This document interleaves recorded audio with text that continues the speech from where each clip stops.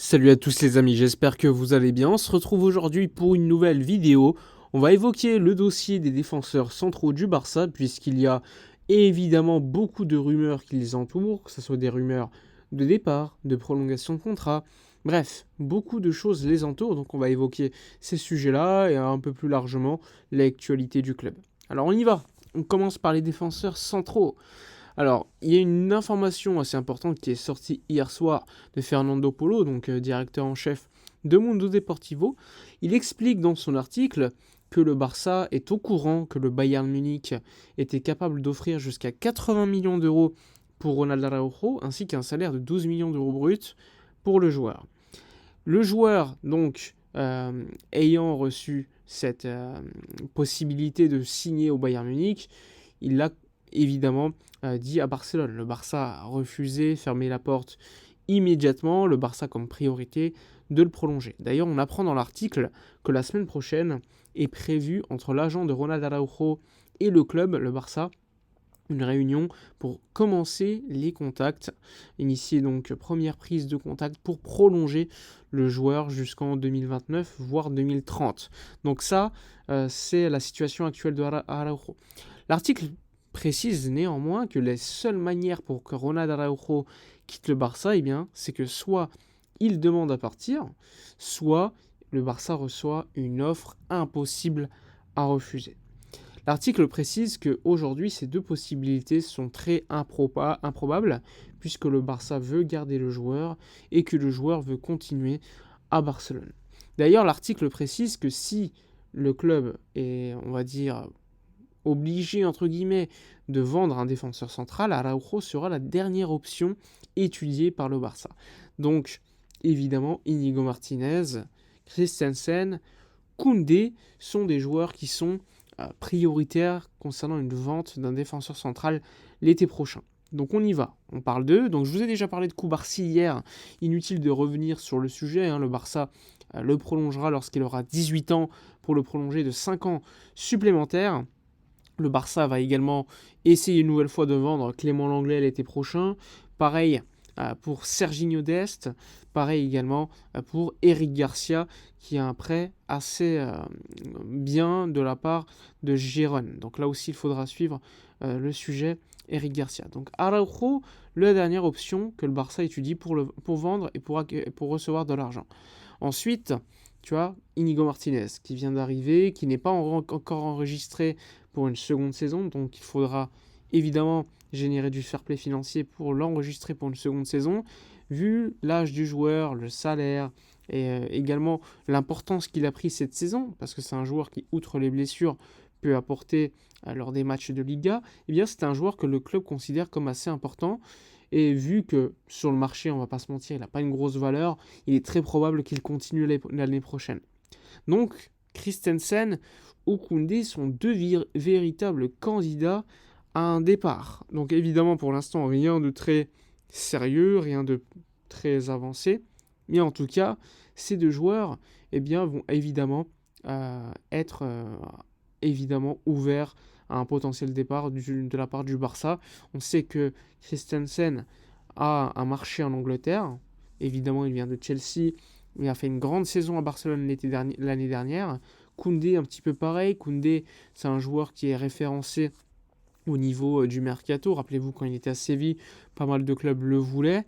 Il a sorti une grande saison l'année dernière, comme latéral droit surtout. Et cette saison, beaucoup plus compliquée aussi pour lui. Donc on verra évidemment selon les propositions qu'il y aura. Ça, c'est la situation des centraux. Ensuite, de l'autre côté, le Barça, évidemment, prospecte le marché des milieux de terrain. Objectif, avoir un milieu de terrain conséquent, malgré des blessures, comme on l'a vu avec Gavi, Gundogan qui a l'âge qui avance, Pedri qui n'est pas sûr à 100%. Bref, le Barça veut recruter Alex Garcia, joueur de Gérone, qui est aujourd'hui considéré comme l'un des meilleurs de Liga au poste de milieu de terrain, mais qui n'a aucune expérience au niveau européen. Donc ça, c'est un véritable problème.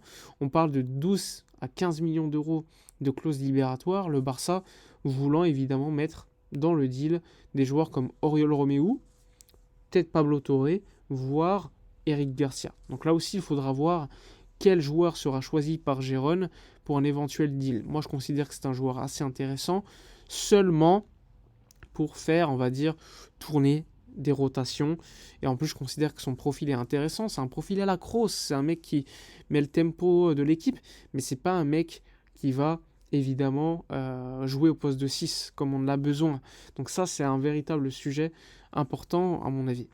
Donc je ne vais pas dire que je ne le prendrai pas, mais c'est un joueur qui, à mon avis, dans un effectif bien fourni, peut être intéressant en sortie de banc. Pas plus. Pour moi, c'est un joueur qui n'a pas le niveau supérieur. Voilà pour Alex Garcia. Ensuite, le poste d'ailier. Le poste d'ailier gauche est une véritable problématique pour le Barça qui veut se renforcer, comme je vous l'ai dit, au poste de 6, au poste d'ailier gauche et de latéral gauche surtout. Le poste d'ailier gauche, évidemment, Joao Félix par exemple n'est pas considéré comme un ailier gauche par le club. Ils veulent un ailier gauche qui colle la ligne, qui est capable de dribbler, comme on le voit sur le marché des transferts avec très peu de joueurs, Doku ou d'autres.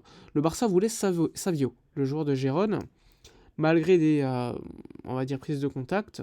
C'était d'ailleurs le numéro 1 sur la shortlist.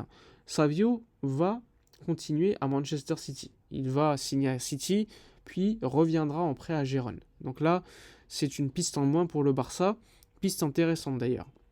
Donc, l'un des noms qui est sorti hier par les médias catalans, c'est Mitoma, le joueur japonais de Brighton. Alors, c'est un joueur que j'aime beaucoup personnellement pour avoir suivi Brighton avec Ansu Fati, etc. Mais pour moi, c'est pas un joueur qui a le niveau au-dessus, en fait. C'est pas le niveau Barça. C'est un joueur très intéressant pour un club intermédiaire, mais au-dessus, je pense pas qu'il a le niveau. C'est un joueur qui a un profil intéressant, c'est un bon dribbleur, etc. C'est pas un mec qui va stater. C'est pas un mec qui, à mon avis, est régulier. Ça aussi, c'est un problème à noter. D'ailleurs, De Zerbi fait souvent tourner au poste d'ailier gauche à Brighton, même si ça reste l'option la plus choisie. C'est un joueur qui n'est pas régulier sur une saison. Donc là aussi, c'est un élément, à mon avis, à tenir en compte. Et je pense que si je devais choisir un ailier gauche, je ne choisirais pas Mitoma. Mais encore une fois, sur le marché, il n'y a pas beaucoup d'ailier gauche non plus. Donc, à mon avis, il faudra faire un choix un peu plus intelligent, essayer de voir si des scouts trouvent des joueurs qui peuvent jouer à ce poste d'ailier gauche, parce qu'à mon avis, c'est un profil super important pour un club.